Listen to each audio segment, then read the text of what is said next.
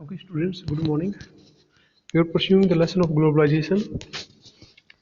We have completed the concept of globalization and definition of globalization. Now we will study causes of globalization. Globalization के reason क्या है, किसकी वजह से globalisation को ज़्यादा इंक्रीमेंट मिलता है या इंक्रीज होता है, ठीक है। तो वो कॉजेज पढ़ेंगे, वो रीजन्स पढ़ेंगे हम, किसकी वजह से ग्लोबलाइजेशन बढ़ता है या इसकी प्रवृत्ति बढ़ती है। What accounts for globalisation?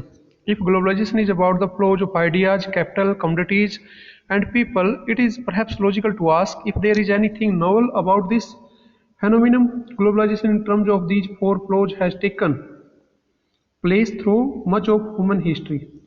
ये कहता है कि ग्लोबलाइजेशन हम किसे कहते हैं, इन चार चीज़ों का आवागमन। किन किन चीज़ों का? फर्स्ट, फ्लोज ऑफ आइडियाज, विचारों का आवागमन। एक देश के जो विचार हैं, जो थ्योरी है, जो प्रिंसिपल्स हैं, वो दूसरे देशों में लागू किए जाते हैं, अप्लाई किए जाते हैं। दूसरा होता है कैपिटल। कैपिटल मीन्स पूंजी, जो हमारी मशीनें हैं और जो वेल्थ है, एक देश से दूसरे देशों में आवागमन होता है। तीसरा कमोडिटी, जो वस्तुएं हैं, जैसे एग्जाम्पल दिया था कि जो दूसरे देशों में जो वस्तुएं कमोडिटी प्रोड्यूस की जाती हैं वो अनदर कंट्री में सेल और परचेज की जाती है। एंड फोर्थ वन, पीपल, जो पीपल्स हैं वो एक कंट्री से दूसरे कंट्री में जाते हैं।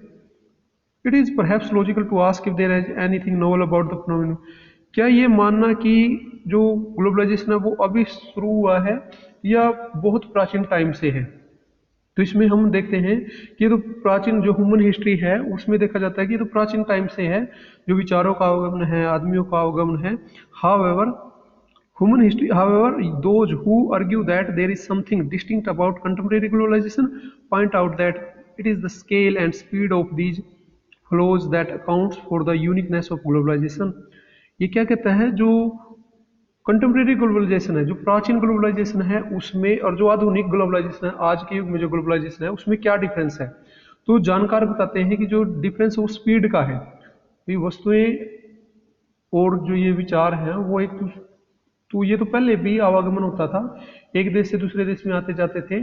लेकिन अब जो आधुनिक ग्लोबलाइजेशन है उसमें क्या डिफरेंस है? स्पीड का डिफरेंस है।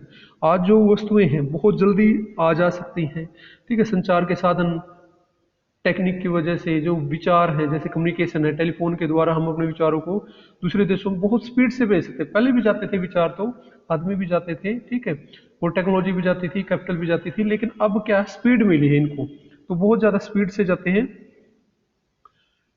इस वजह से यूनिकनेस आया है ग्लोबलाइजेशन में। In the contemporary the globalisation has a strong historical base and it is important to view content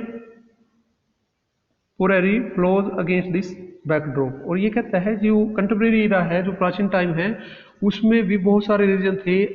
जैसे ह्यूमंस है अपनी आवश्यकताओं की पूर्ति के लिए, जैसे वस्तुएं लेने के लिए या ट्रेड करने के लिए एक स्थान से दूसरे स्थान पर जाता था, ठीक है। तो आज जो मॉडर्न ग्लोबलाइजेशन है उसमें क्या डिफरेंस आया है, इसमें हम पढ़ेंगे।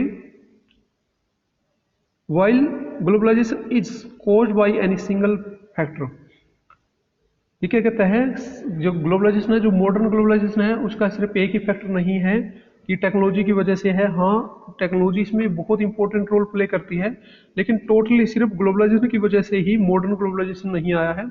Technology remains a critical element. हाँ, इसका रोल बहुत जरूरी है। जैसे फ़ोन है, मोबाइल फ़ोन है, इंटरनेट है, इनकी वजह से स्पीड बढ़ी है आवागमन की, विचारों के आवागमन है, ठीक है, या कैपिटल का आवागमन है। जैसे पेटीएम करते हैं, पैसे जल्दी आ जाते हैं, ठीक है, कैपिटल की स्पीड बढ़ी है इसकी।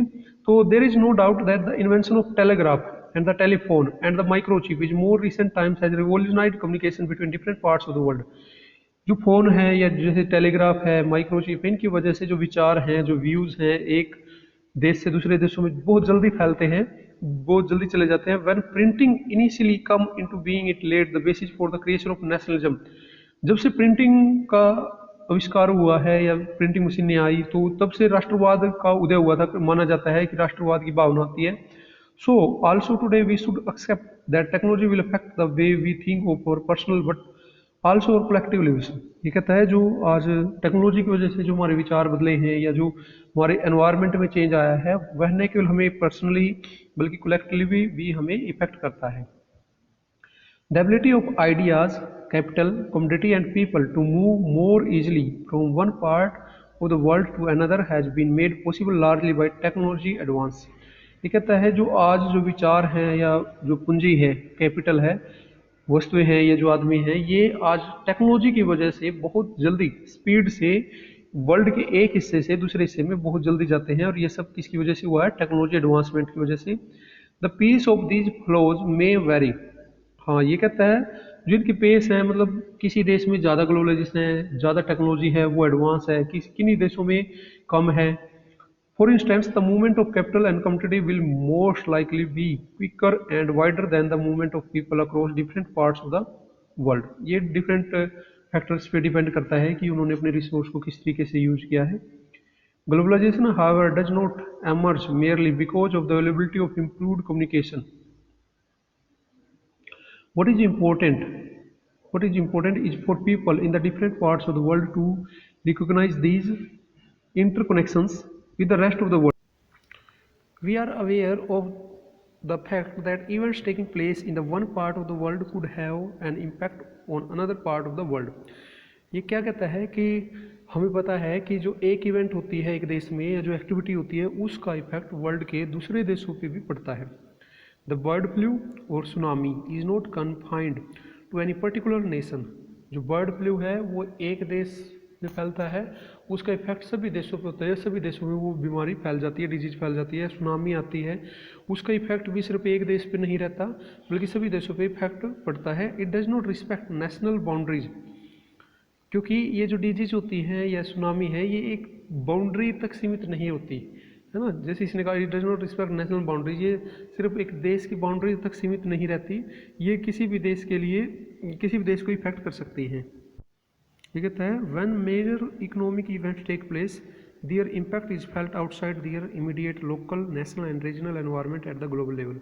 ये कहता है जब भी कोई इकोनॉमिक इवेंट आती है, मान लो डिफ्लेशन आती है या इन्फ्लेशन आती है, तो इसका इफेक्ट धीरे धीरे इमीडिएट लोकल जो एरिया है या नेशनल लेवल पे और उस तरीके से इंटरनेशनल लेवल पे भी उसका इफेक्ट देखा जाता है।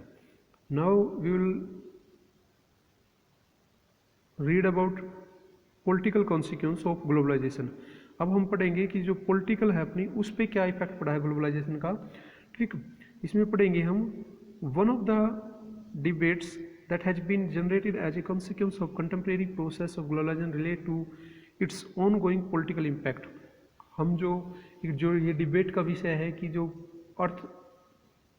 राजनीति है, किसी देश की राजनीति पे ग्लोबलाइजेशन का क्या इफेक्ट पड़ता है। How does globalization affect traditionally conception of state sovereignty. जो राज्य संप्रभुता है ना, उसमें चार चीज़ें आती है कि जो संप्रभुता क्या होती है, कि किसी देश की जो गवर्नमेंट है वहाँ तक सीमित रहती है या डिसीजन कहाँ तक ले सकती है, उसके बारे में उन्होंने पढ़ा था। How does globalization affect traditional conception of state sovereignty. जैसे ये कहता है कि ग्लोबलाइजेशन की वजह से जो सॉवरेनिटी होती है, एक स्टेट अपनी देश की जनता पे, एक जो कंट्री है अपने देश की जनता को किस तरीके से कंट्रोल करता है, उसको भी ग्लोबलाइजेशन इफेक्ट करता है। There are at least 3 aspects that we need to consider when answering this question. जब हम इस क्वेश्चन का आंसर देंगे कि किस तरीके से पॉलिटिकल को इफेक्ट करता है ग्लोबलाइजेशन, तो यहाँ 3 एस्पेक्ट्स आते हैं at the most simple level. सबसे पहले क्या आता है, globalization results in an erosion of state capacity. जो ये स्टेट की कैपेसिटी है, एक देश की जो कैपेसिटी है अपने रिसोर्स को यूज करने की या टेक्नोलॉजी को यूज करने की, उसको एलोबरेट करता है, बढ़ाता है, ब्रॉड लेके जाता है ये।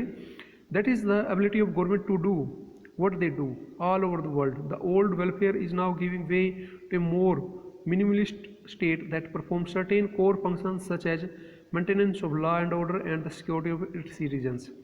तो पहले क्या था, जैसे 1947 में इंडिया का एग्जाम्पल लें तो इन्होंने मिक्स्ड इकोनॉमी अपनाया था। मिक्स्ड इकोनॉमी सिर्फ कहने मात्र से ज़्यादा बर्डन गवर्नमेंट पे डाला गया था, गवर्नमेंट सेक्टर पे। तो वो क्या करेगी, सभी फंक्शन जितने भी ऑपरेट किए जाते हैं देश में वो गवर्नमेंट करती है। लेकिन ग्लोबलाइजेशन का जो इफेक्ट आया है 1991 के बाद इंडिया में क्या हुआ है, now its function are limited. जो गवर्नमेंट है उसके काम बहुत कम हो गए हैं या जो सिर्फ कोर फंक्शन ही रह चुके हैं। और उन कोर फंक्शन में क्या आता है, maintenance of law and order and security of its citizens. जैसे ये कोर्ट्स हैं, ठीक, या पुलिस, आर्मी, इनकी तरफ जो कोर फंक्शन है इनका, वहीं पे गवर्नमेंट का ज़्यादा रोल है।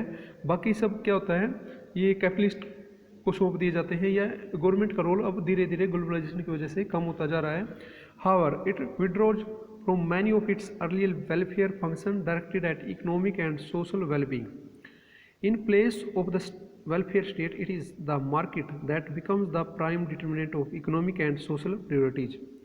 अब इसने क्या कहा है, जो मार्केट है, मार्केट इकोनॉमी में क्या होते हैं, prime determinant of economic and social priority, the entry and the take increase role of multinational companies all over the world leads to a reduction in the capacity of governments to take decision on their own. अब globalization की वजह से MNC प्रत्येक देश में जा रही है, इसने क्या किया है, गवर्नमेंट के रोल को कम कर दिया है। जो बहुत सारा कार्य गवर्नमेंट को करना पड़ता था या जो गवर्नमेंट डिसीजन लेती थी अपने देश में, आज वही डिसीजन एमएनसी लेती है, मल्टीनेशनल कंपनी है। तो ग्लोबलाइजेशन का क्या आता है कि दो चीज़ें मेन होती हैं, एफडीआई फॉरेन डायरेक्ट इन्वेस्टमेंट और मल्टीनेशनल कंपनियां। तो जितने भी मल्टीनेशनल कंपनी किसी देश में जाती हैं तो वहाँ पे पॉलिटिकल जो डिसीजन लिए जाते थे वो कम हो चुके हैं, या जो गवर्नमेंट का रोल था वो कम होता जा रहा है, वो सारा काम मल्टीनेशनल कंपनियां ले रही हैं। इससे शो होता है कि हाँ, जो ग्लोबलाइजेशन है वो पॉलिटिकल पे भी इफेक्ट पड़ता है, पॉलिटिकल के जो काम होते हैं, जो गवर्नमेंट के जो काम होते हैं उनको मिनिमाइज किया है।